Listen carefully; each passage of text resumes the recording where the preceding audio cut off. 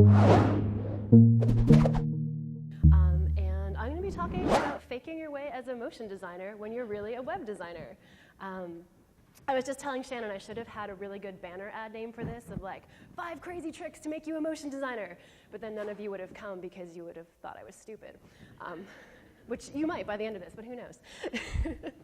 So anyways, animation is a tool that we can use, it's a design tool that we can use. Just like color and hierarchy and like typography, I actually like to make a lot of type and animation analogies or like metaphors.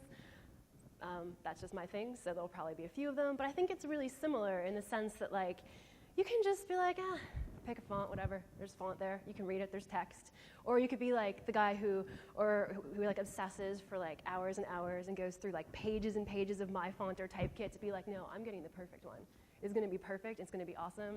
And they'll spend all this time laying it out and doing all this great stuff to make it super readable. And you as the person using the site may or may not notice it, but the extra effort really does make a difference. And I think it's kind of the same with animation. You can be like, it moves. It got there. Whatever. What do you want? And a lot of the time we just leave it at that. We're like, cool, transition, done. That's how we do CSS, if anyone's. If this isn't how you do CSS, you're doing it wrong. But you could also take the time to actually think about it and kind of apply those same principles you would for picking type and making really good type decisions to animation, and then it's like 1,000,000 times better. And that is actually a proven statistic. Yes. I might exaggerate a little. For example, the guys at Stripe, or people at Stripe, they went through, this is Stripe, right? Okay, good. I once went through an entire conversation calling this product something else, and then like at the end of an hour, someone's like, hey Val, that's not what it's called, it's Stripe. I'm like, damn it. So they actually put an article out not too long ago where they were talking about, they had these design goals for Stripe where they were like, we want our payment process to feel like modern and sophisticated. And you kind of read in between the lines that they're basically saying we want it to be the opposite of PayPal. Because if you think of the last time you used PayPal, it's probably a bit like transporting back to 1995, and there's like, it's kind of terrible and awful. They obviously want it to be the opposite of that. And they wrote in this article on Medium about how they're specifically focusing on animation as how they were going to do that. And you look at the way they've kind of put together their checkout process, where they have some really great information about where you've made mistakes, where you might want to correct things, great feedback as far as motion goes when you like actually submit things and all that kind of stuff. So they've obviously put a ton of thought into this. And it's actually really successful. Like if you ever use Stripe checkout stuff, you're like, yeah, it was actually a very pleasant paying people experience on the internet. Or maybe you don't think like that, but I do. And it's definitely like vastly different from any time you've used PayPal anytime soon or anytime recently, even if you have the PayPal redesign, because it's not the same. And they take that same attention to detail, and they even do it on their the mobile version of the site as well. The motion is different, but they're getting the same kind of things across. They're using red and shaky for arrows. The button's a little squishier, the form kind of all just like blues in and all that kind of stuff. But it's really similar things that they use throughout the whole thing. And it's, there's a cohesiveness between the website or the desktop site and the mobile site. And there's not a real credit card number if anyone is trying to like, if the 1, 2, 3, 4 bits were not enough, it's not real. But yeah, they do a really great job of that. So kind of my, I guess, this most strongly worded opinion of the whole talk is that I think animation just for the sake of it is kind of a waste. Just like we were just saying, we're just like, hey, it's moving, whatever. But you've just wasted this whole opportunity to actually communicate something. Strangely enough, things that move really get our attention. You may have noticed that if you're ever like looking at banner ads. Like the reason there's like a dancing lady who's like, save money on your mortgage, isn't because anyone dances when they want a cheaper mortgage. It's because that thing is moving, and that's going to get your attention because you probably aren't looking for the mortgage ad when you're trying to read like whatever article you're trying to read. So it works really well. And it's the same reason why like car dealerships have that weird like tube dude. I don't know if anyone's seen It's Always Sunny in Philadelphia, some good tips on that. But like, that's not because crazy neon tubes have anything to do with cars. It's because as you're driving down the street and you're like bored commuting, you're like, oh, there's something moving. Oh, car dealership. Like, that's why they do it. It totally works. And generally it gets used for evil, but for example, banner ads in car dealerships. Sorry if you work in banner ads or car dealerships. But we can also use those same techniques to call attention to things that are actually useful, and animate things that people should be paying attention to, or like the things that are most important to them, or maybe even something that's like, hey, here's what's going on. Here's something to help you follow the process of what's happening, follow the steps you're completing on our site, and all that kind of stuff. So we can use it. We want to use animation in the most useful places. I mean, we want to do awesome animation, obviously. Why wouldn't we want to? And that's one half of it, is putting it in a useful place, something that supports what people are trying to get done, and like maybe helps them make the information they actually want more important, as opposed to the mortgage ad or the windsock dance dude. I'm sure they have a name for those. I just don't know what it is. And on top of that, we also really want to be able to animate with style, right? You're like, I want these animations to look really good. I want them to be in places that are helpful and to look really awesome. Because just like really great design is kind of like the design you don't really notice until you take a step back and think about it. Like, you want to apply that same sort of stuff to animation.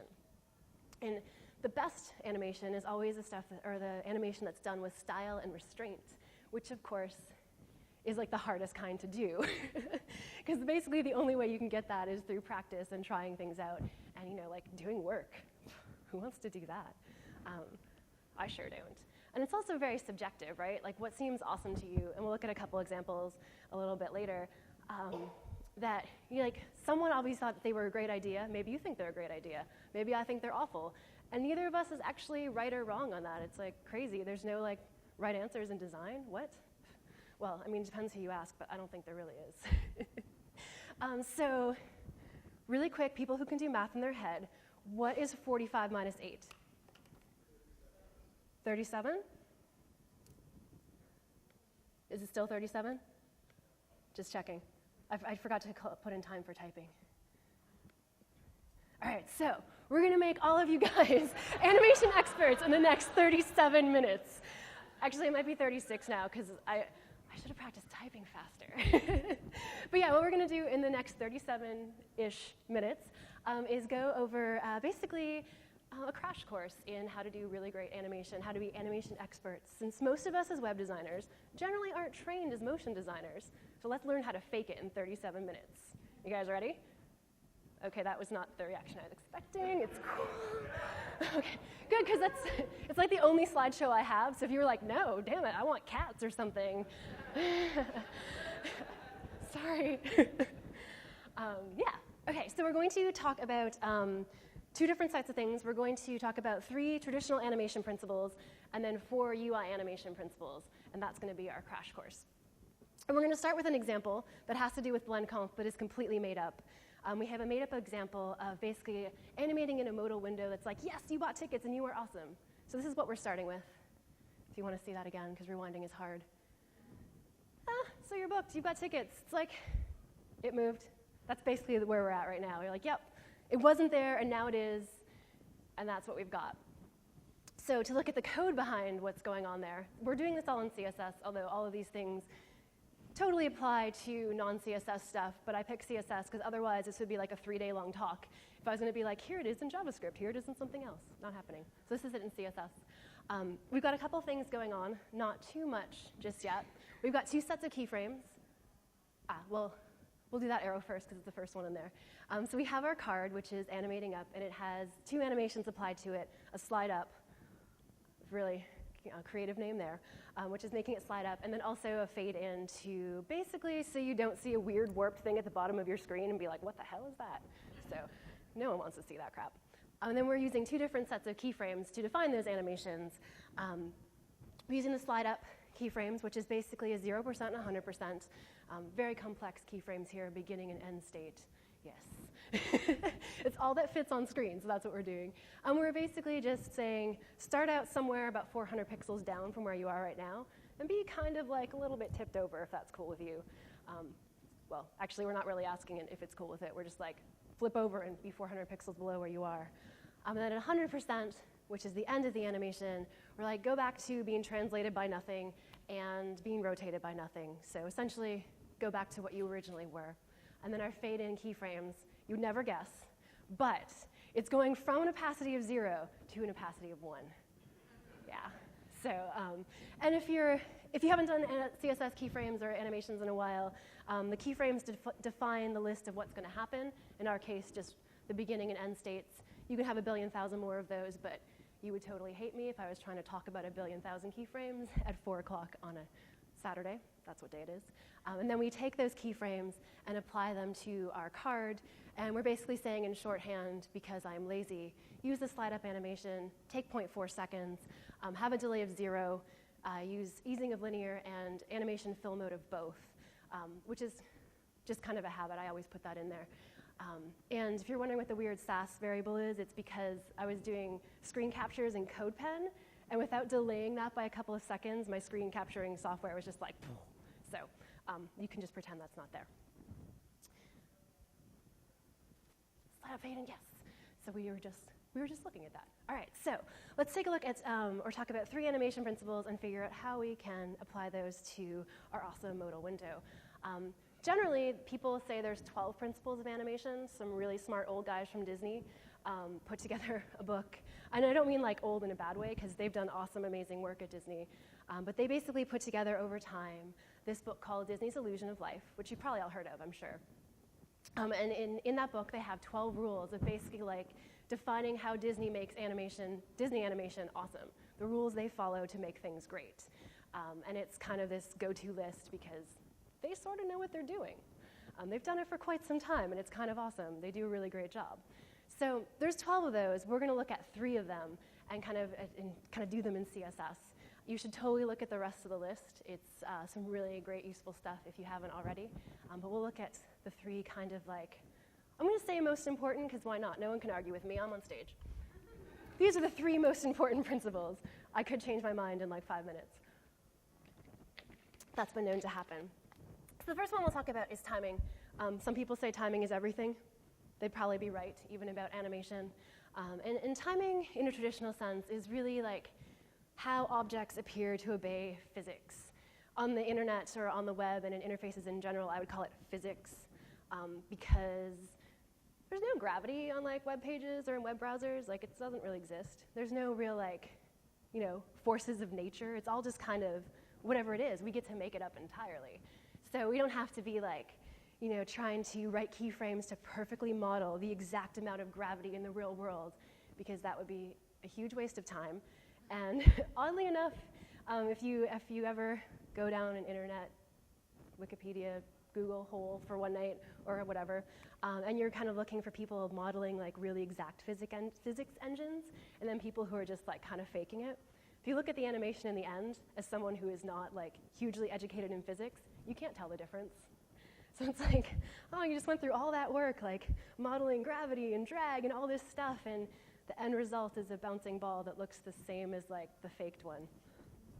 So faking it is totally fine, and we get to make up our own rules. But more importantly, timing is really what establishes like the mood and the emotion and just like the reaction of an object, right? Like the speed at which it moves and how that speed changes gives you so much information of just like personality. If you think about it in the terms of cartoons of like characters who are like hopping around and all happy, you're like, yay, it's happy. And then the old like, grumpy people are all like, ugh. So, and sound effects. We totally read it like that.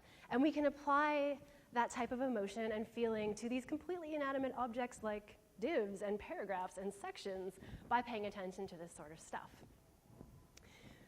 One thing that I think is really funny, though, is you're like, yeah, timing is super important, and it conveys all this stuff about mood and emotion and energy.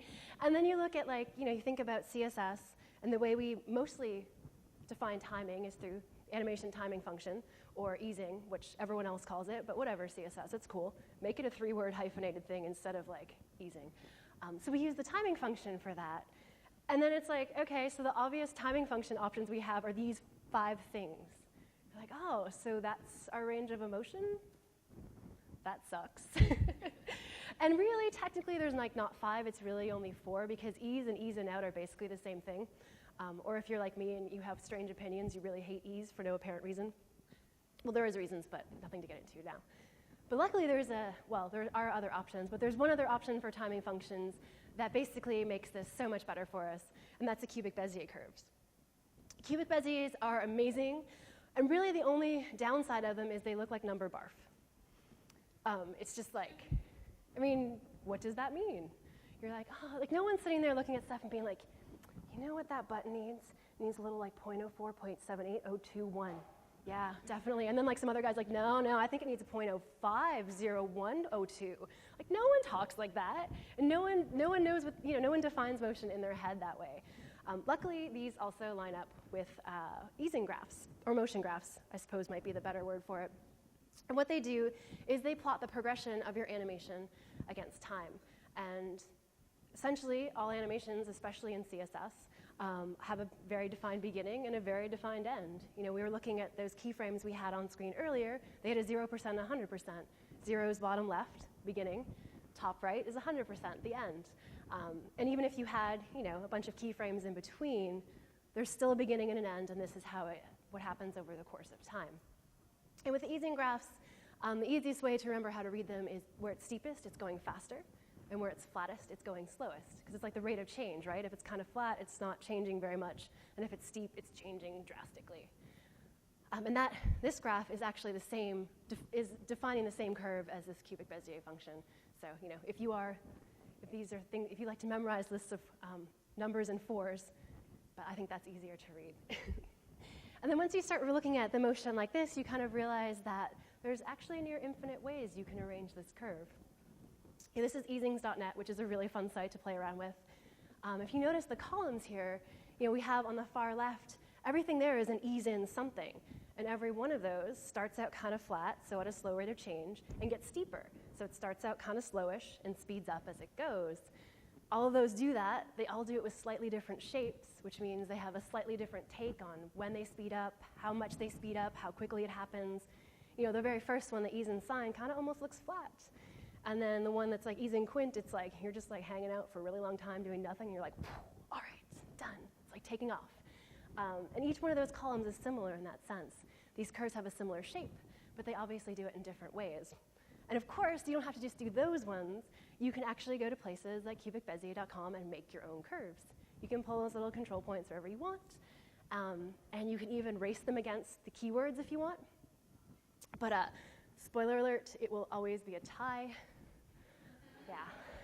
Sorry if that just ruined it for anyone. I mean, I still think this is endlessly entertaining. I'm like, yes, race. I think it's great. Meanwhile, they're like, Val, what are you doing? I'm like, nothing, racing Beziers.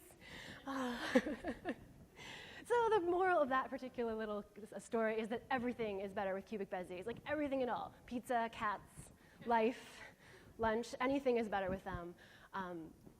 Staying away from the keywords and actually defining your own cubic Bezier curves will basically make all the difference in, I don't know, it'll make you a better person. No, it's so much, it opens up so many more options, and I'll think you're a better person if you use them. So let's take a look at how we could apply that to our little modal window guy who kind of just like flips up and does his thing. So this is what we started out with. We have, oh no, this is not what we started out with. We changed it. So we started with the keywords in our list of things. Let's look at applying the keyword of ease in out to our little modal box. Forwards, not backwards. It's the weekend. I'm like, left, right? What's the difference? So we did a couple things here. We changed our easing from linear to ease in out. And I also doubled the length of our slide up animation. It used to be 0.4, now it's 0.8. I think it's a lot easier when you're trying to like evaluate this stuff and really consider it to just like slow it down, play it in slow motion for yourself. 8 seconds would probably be too much, but 0.8 seems pretty good. So if we apply that little change to our box, to our modal box, like, oh yeah, he looks a little less mechanical. He's got a little bit of a, starts out a little slow, speeds up in the middle, slows down at the end, exactly what ease in out should be. But I'm not really like, doesn't feel very exciting. Kind of like, yay, you booked tickets. Like, not really what I'm going for. I want something a little punchier, a little bit more like, yeah, you bought tickets, awesome. This is actually how I like talk to people I work with about like designing stuff. I wonder why I work by myself. Anyways, so let's go for a more exciting thing. We'll go from keywords to a cubic Bezier curve, and we will go with ease out back because it's really long and the curve goes outside of the box. So that means it's got to be really good. That's not exactly what it means. It actually means it'll overshoot, which is pretty cool. So we'll toss that in there. Just copy our cubic Bezier barf and put it there into where we had ease in out. and then take a look at how that goes for us. That's like a lot bouncier, like that overshoot of the curve, he actually goes past where he was going and then goes back down. So he's like, yay, you bought tickets. Like, I'm kind of into that, but I'm going to foreshadow a bit and make an art direction decision. Is I don't want that to be the climax of like this event of buying tickets. I actually want to do something with the logo that will be, or the blender rather, I guess that's not the logo, that will be kind of like the end point. So I'm going to dial it back just a bit and not do the overshooting one, even though that's really fun. We'll just watch it one more time because it's cool. Yeah. Instead, I decided to define my own little cubic Bezier curve, which I skipped a step and did not show you setting that to a Sass variable, which I named easeOutCustom, and then also set my fade in to, easeOutCustom. I'm really good at reading, especially code I just wrote like yesterday.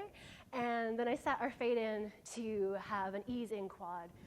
If you do a lot of cubic Bezier animation or cubic Bezier easing, which of course you're all going to do now, so I think you're a better person, because that's a goal in all of your lives, I'm sure. God, that's so terrible. But yeah, if you do a lot of stuff with defining your own custom cubic Beziers, or even using ones that already exist, making your own Sass variables, or using Bourbon or some of those other ones that have them preset will save you like so much trouble, especially if you ever have to go back and look at your code again, which I know everyone writes code perfect the first time and never has to. But for me, I often have to go back and look at them, and seeing these variable names instead of like 04, 07, or whatever, that I can actually keep much better track of what's going on. Oh, and I had arrows for that too. So putting in our custom easing, this is what we end up with, which is basically just a little bit of an ease out. Oops, try this again. Yeah, so that's looking pretty good. So let's try one more that we just totally got to look at a second ago, of adding some secondary action. And basically that's anything besides the main motion, anything that supports it. If you think about like if you walk, you're not just like moving your legs, you're moving your arms. Like maybe like your hair moves or something if you're going to be really dramatic about walking. Or like skirts move, all that kind of stuff. That's the sort of thing that always gets taken care of if you're watching like cartoons or any sort of traditional animation. No one forgets that stuff. They're always like, yeah, other things besides this character's legs need to move for walking. But in interfaces, we tend to just forget it entirely. We're like, yes, modal box, it is one thing all stuck together. And we don't treat it as having any other parts. It's like, well, what if like its little headline, its paragraph, and its button were like wacky appendages that maybe just kind of like flowed with the box, but not actually rigidly in the box? That might make for some, more interesting and lifelike motion. And so that would be the secondary action stuff, which I just said that. It's anything that kind of supplements the main movement. So one really easy way to do that, or how I've decided to do it in this example anyways, is to create a slightly smaller version of that slide up animation. And smaller meaning like instead of going up from 400 pixels, it's like 40 pixels up. And instead of being 40 degrees, turned by 40 degrees, only turning by 10. So it's very similar. If the paragraph and buttons and title are kind of like awkward modal appendages, they should probably move in a similar way, right? Like if the box is moving up and then the paragraph comes in from the right, that's your right, my left, you'd be like, what? That just wouldn't feel right. There has to be some consistency. So copying what you did and just changing it a little is a great way to be consistent and save like work and to be a little lazy. So apply that slide up short animation in a similar way to our headline. So we're basically taking the same animation properties we put on our card, just the slide up short, also fading it in for the same reason, mostly to cover up the weird, wacky, like bent over thing no one wants to see, and to keep it consistent. Do the same thing for our paragraph. Shockingly, we will also do it for our button. Yeah. And then once we put that all in there, now it's like, it's got a little bit more life to it, right? It's kind of a little happier. It's like, yay, tickets. Even more so, it's like more excited. So that's a good step forward, I think. But I wanted to just add like one really like sort of big punctuation to it. Like I want it to be more like, yay, you got tickets, awesome. Especially with the Blender thing, which I was talking about before. And I was thinking it'd be kind of awesome if it just could kind of like wiggle in or something. You kind of do like, yay, Blender.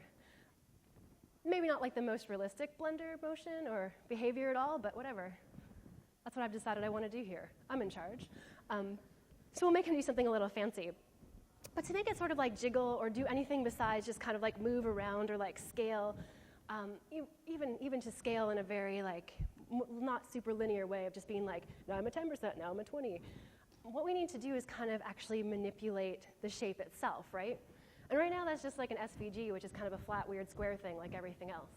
And we're used to thinking of it as like this flat square, well, rectangle, whatever, this flat box. But if we want to do something a little bit more like jello-y and manipulatively, we kind of want to get it to squash and stretch a little bit, which conveniently is also a traditional animation principle. Usually, it's basically something that gives a sense of weight or what the object is made out of. And usually you see it demonstrated in like drawings like this, where the one on the right, it's usually in traditional animation, squash and stretch is handled in how we draw stuff. Like if you were drawing the stages of a ball dropping on the left, when it hits the ground there, it like doesn't change shape, right? So it's clearly very rigid, and it doesn't bounce very high, so it must also be very heavy, like a ping pong ball full of cement, perhaps. I don't know. Do squash balls not bounce? I'm not even sure what kind of ball that would be. But the one on the right, when it hits the ground, it's like squishes like crazy, so it's like Nerf ball of some kind. Like those are very different step-by-step ways through of a bouncing ball.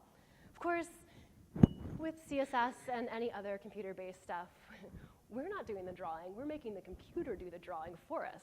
I mean, why would we go through all that work?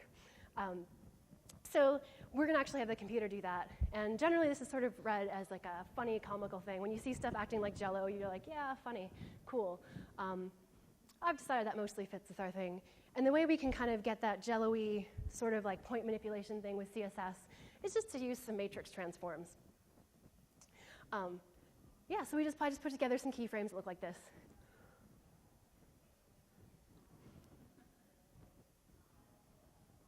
More number barf. So that is clearly not something that anyone who is human writes. And yeah, I mean, matrix transforms are pretty awesome. It's a lot of math, and you can do some really great things, but the hell if I know what any of that means when I'm just reading the numbers. So really useful tool for all of that is bounce.js, which despite the fact that it has JS actually outputs CSS. It's cool, but it is a JavaScript-based tool, and you can create things like either use some presets or create your own little scales and like kind of, like pile scales and rotations on top of scales and rotations. Save yourself a whole lot of trying to like figure out like, should I shrink it by 20%, then like up to 130 and then down to 90? Like that stuff in your head is just way too much, especially when you have a tool like this where you can just kind of check off some boxes, see the results, and it will actually give you that crazy matrix-based keyframes as well. So yeah, definitely take a look at that, because doing matrix transforms in your head is kind of a little overkill. And interestingly enough, all of those JavaScript animation engines that are all like their tagline is like, better than CSS, CSS sucks, we are faster, they all use matrix transforms, which is CSS, so never mind. Like, why can't we just like say we're all good together instead of having to like make fun of other markup languages? Why is that cool? But whatever. So next, you can use that to win an argument, a geek argument over beers later. So if we take our crazy long matrix transforms animation, which I call bounce, probably should have called it like Jello or something instead, but whatever, we'll get over it. Apply it to our Blender, and add in some of the same, basically, like all the other ones that we added with our secondary motion, we gave all those a delay, so they kind of came in a staggered way, which I totally forgot to mention, but you guys all totally noticed, because, you're smarter than me. And so we had them all in a little bit of a delay. We gave this one even more of a delay of like 0.9 seconds, actually made it linear, which might look weird, because I was just ripping on linear like about 13 minutes ago. But when it comes to those matrix transforms, we're actually, by creating all those keyframes, we're handling the easing in those keyframes, right? Like our bounce.js stuff that we played with handled the easing of like how fast you would go from like this big to this big. So if we applied easing on top of that, it would probably look a little funky. So if you're going to the point of like essentially when you get to go to do the matrix transforms, it's kind of like the CSS equivalent of like cell animation and drawing each keyframe. And then you don't want the computer doing anything, or the browser, doing anything to ease that. You just want it to play straight through because the timing and the spacing, like essentially the percentages you picked for your keyframes, that handled the easing. So once we have that in there, this guy kind of looks the same, then we just pop out the blender, and that's kind of it. So we're like, yeah, you're booked, awesome. And that's exactly what I was going for. Not too bad. All right, so those are our 3 traditional animation principles. So we were like halfway-ish through our crash course. Yes.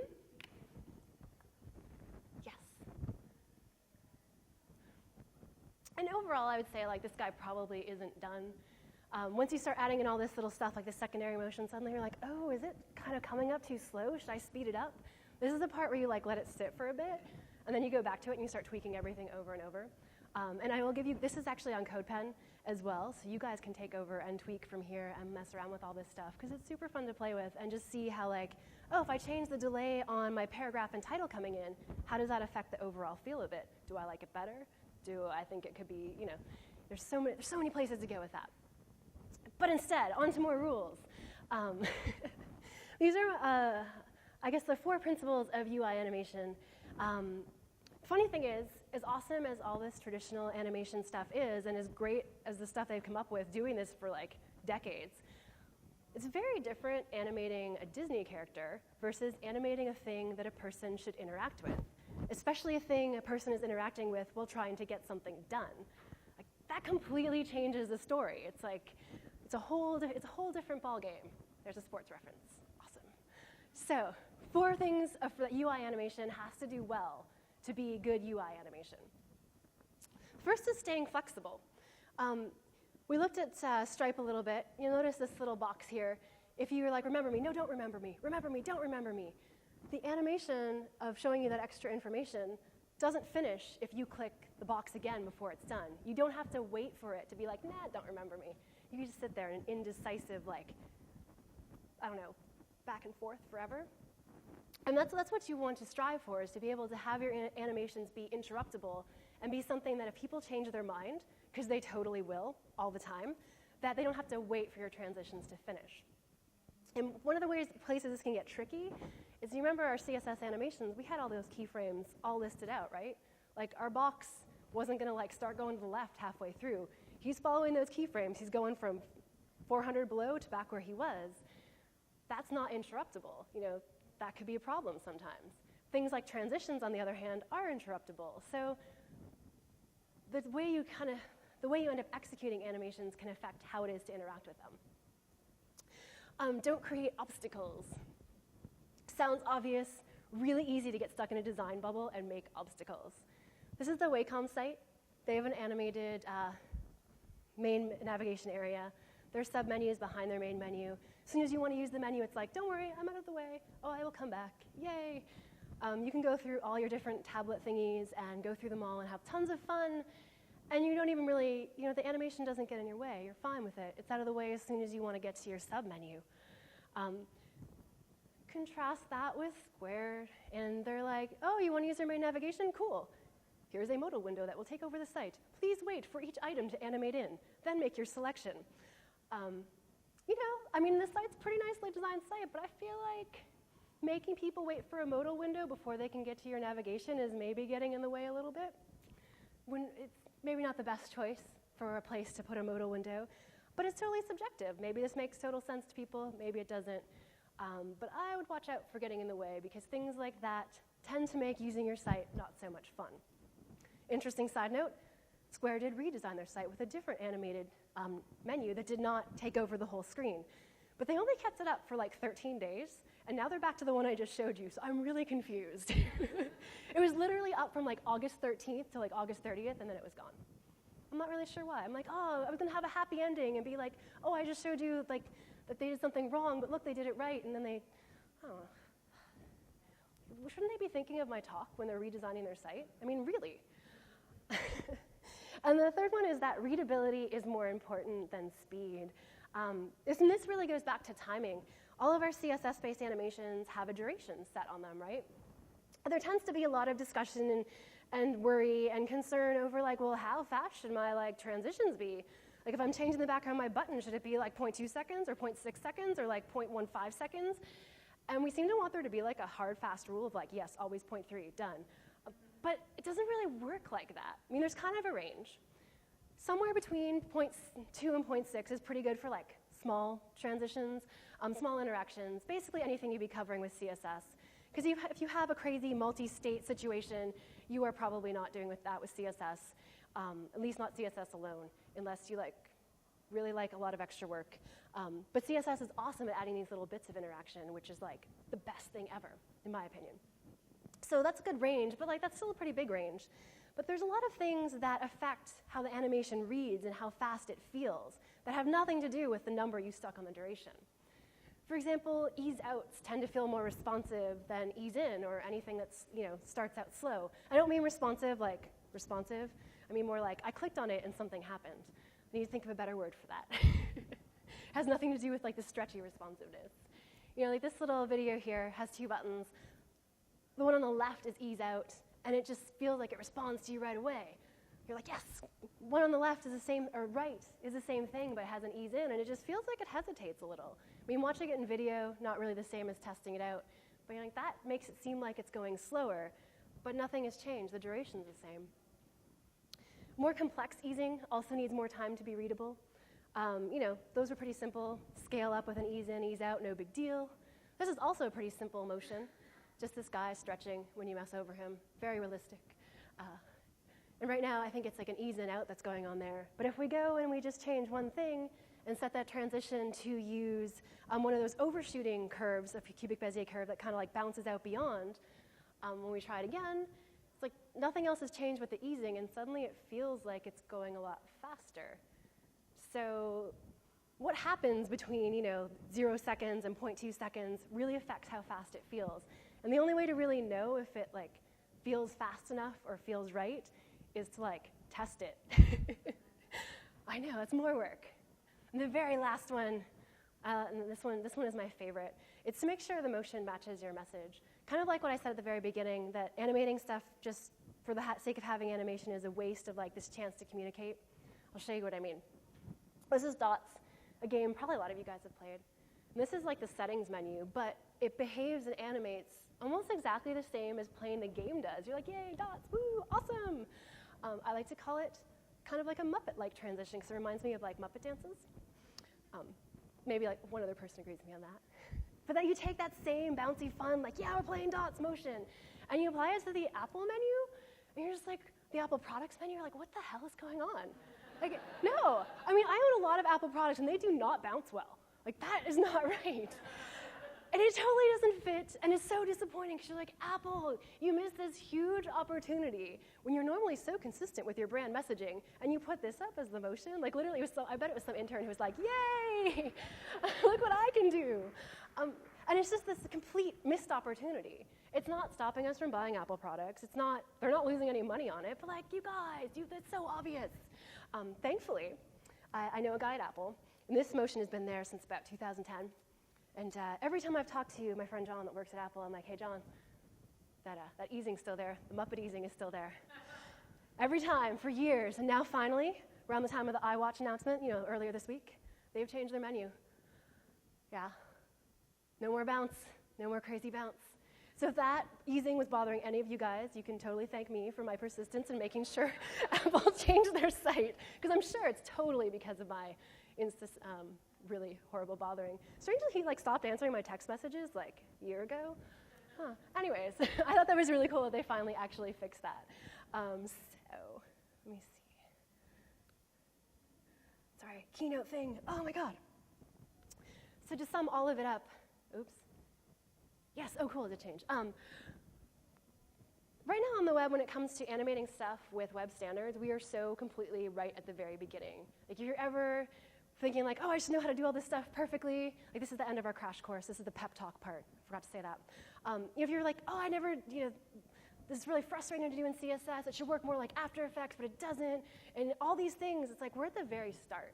All of this stuff of being able to animate things fast in JavaScript, animate anything at all in CSS, is basically a few years old.